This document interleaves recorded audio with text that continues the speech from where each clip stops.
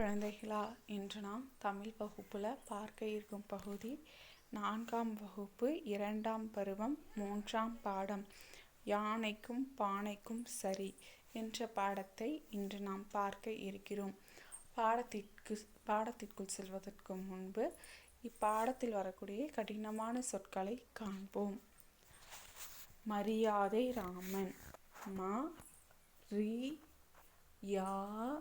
தை ராமன் மரியாதை ராமன். உழவர்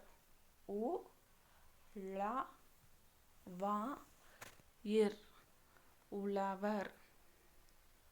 அரபு வணிகர்.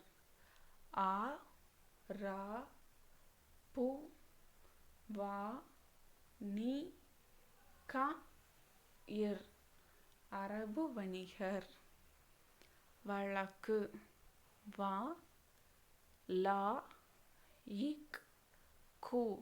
வழக்கு. நீதிமன்றம்.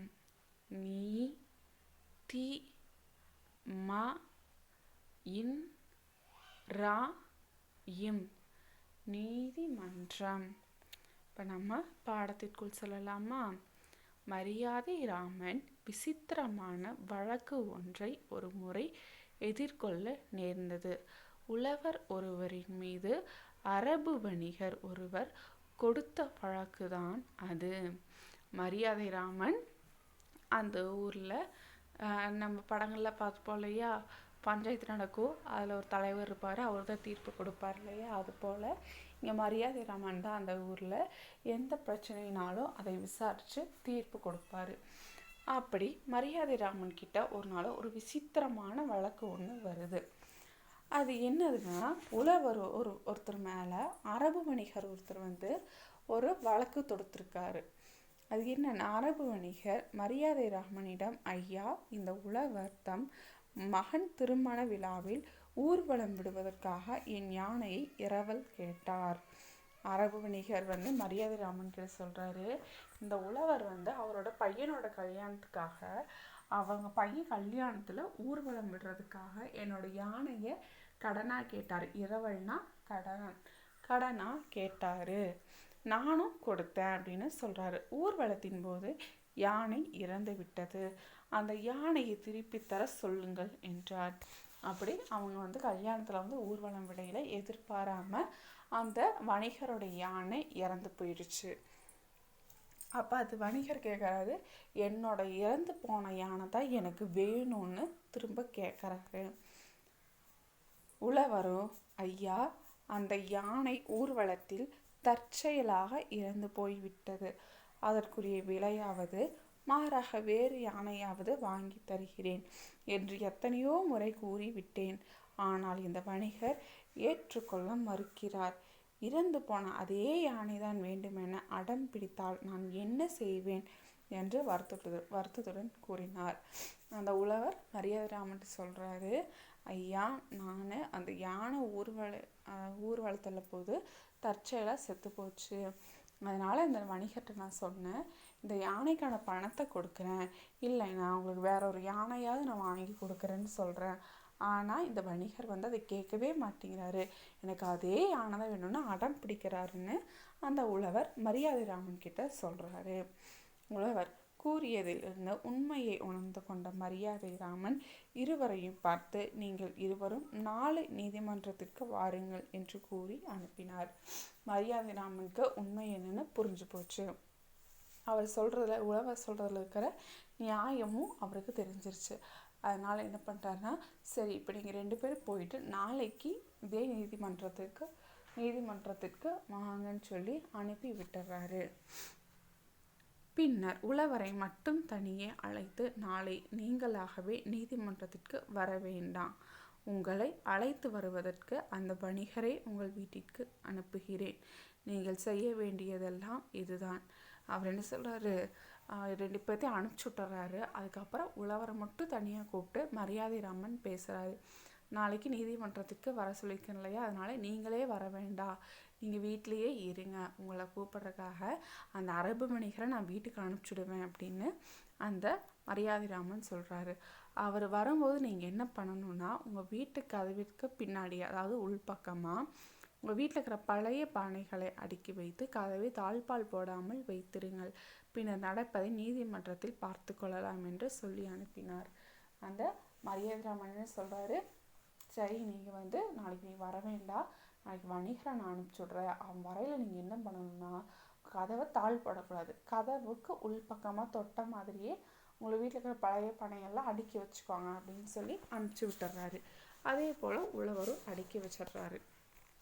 உழவரும் மரியாதைராமன் கூறியதைப் போலவே வீட்டின் கதவுக்கு பின் பழைய பானைகளை அடுக்கி வைத்தார். அவரை அழைத்து வருவதற்காக வந்த வணிகர் ஆத்திரத்துடன் அவர் வீட்டு கதவை தட்ட கதவு வேகமாக திறந்து கொள்ள கதவின் பின்னால் அடுக்கி வைத்திருந்த பானைகள் ஒவ்வொன்றாக கீழே விழுந்து உடைந்து நொறுங்கினர். அப்பொழுது வீட்டிற்குள் இருந்த வந்த உழவர், வணிகரே, என்ன இப்படி செய்து விட்டீர்கள்? எங்கள் வீட்டில் காலம் காலமாக போற்றி வைத்திருந்த பழம்பானைகள் இவற்றையெல்லாம் உடைத்து விட்டீரே, உம்மை சும்மா விடப் போவது இல்லை. எனக்கு இதே பானைகளை திருப்பி தாருங்கள் என்று கூக்குரலிட்டார். செய்வதறியாது திகைத்தார் வணிகர். இருவரும் நீதிமன்றத்திற்கு சென்றனர். 2 பேர் என்ன பண்ணிடுறாங்க, அதே போல் அந்த உழவர் தன்னோட வீட்டில் அடுக்கி வச்சுறாரு. வணிகர், இவன் பாரு நம்மளை ஏமாற்றிட்டு இன்றைக்கும் நீதிமன்றத்துக்கு வராமல் இருக்கிறான்னு சொல்லிட்டு கோபத்தோட உழவரோட வீட்டுக்கு மறுநாள் காலையில் வராரு. அப்படி வரையில் அந்த உழவர் கதவை சாத்திட்டு வீட்டுக்குள்ளே இருக்கிறாரு. வணிகர் கோபத்தோடு என்ன பண்ணிடுறாரு, கதவு டமால்னு தட்டிடுறாரு. தட்டையில் கதவு போய் உள்ள இருக்க பானைகள் மேலே பட்டு ஒவ்வொன்றா கீழே விழுந்து கீழே விழுந்து அப்படி ஒருங்கி போயிடுது. அதை பார்த்த உழவர் சத்தம் போடுறாரு, என்ன இப்படி பண்ணிட்டீங்க? எங்கள் வீட்டில் ரொம்ப வருஷமாக நாங்கள் பொக்கிஷமாக பாதுகாத்து வச்சுருந்த பானையெல்லாம் நீங்கள் இப்படி உடச்சிட்டிங்களே அப்படின்னு சொல்லி சத்தம் போட்டு, எனக்கு அதே பானை தான் வேணும்னு சொல்லி சத்தம் போடுறாரு. அதுக்கப்புறம் 2 பேருமே சேர்ந்து நீதிமன்றத்துக்கு போகிறாங்க. உழவரின் வீட்டில் நடந்ததை கூறினார் வணிகர். அதனை கேட்ட மரியாதைராமன், ஐயா வணிகரே, நீரோ இறந்து போன உம்முடைய அருமையான யானையை உயிருடன் திருப்பி தர வேண்டும் என்றீர். உழவரோ உடைந்து போன தம் பழைய பானைகளை திருப்பி தர வேண்டும் என்கிறார். ஆதலால் நீங்கள் உடைந்த பானைகளை திருப்பி தந்துவிட்டால் உழவரும் இறந்து போன உம்முடைய யானையை திருப்பி தந்து விடுவார் என்று தீர்ப்பு அளித்தார்.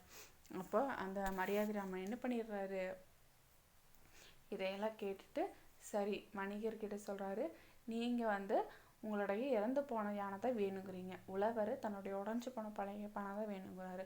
அதனால் என்ன பண்ணுங்கன்னா, நீங்கள் உழவருடைய உடைச்ச பானைகளெல்லாம் திருப்பி கொடுங்க. அதே போல் அவர் உங்களுக்கு உங்களுடைய இறந்து போன யானையை கொடுத்துருவாருன்னு தீர்ப்பு சொல்லிடுறாரு. அவர் கூறியதை கேட்ட வணிகர், ஐயா என்னை மன்னித்து விடுங்கள், என்னால் பழைய பானைகளை தர முடியாது என்றார். உடஞ்சி போன பானை எப்படி தர முடியும்? தர முடியாது. அதே போல் இறந்து போன யானை எப்படி கொண்டு வர முடியும்?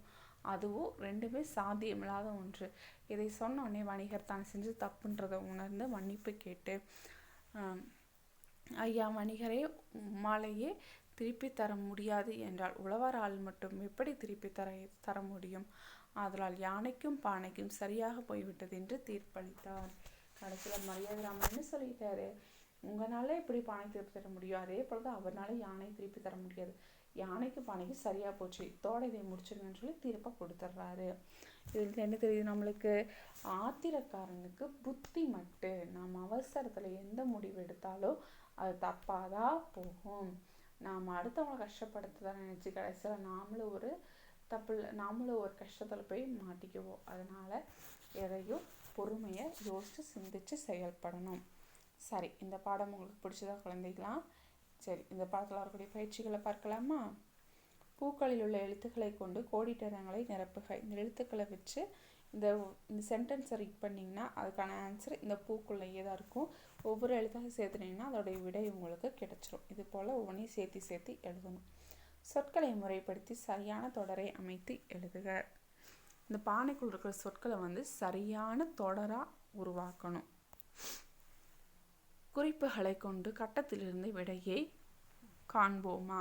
இந்த கீழே இடமிருந்து வளம், வளமிருந்து கீழ் இருக்கு இல்லையா, இதை படிச்சிங்கன்னா உங்களுக்கு விடை கிடைக்கும்.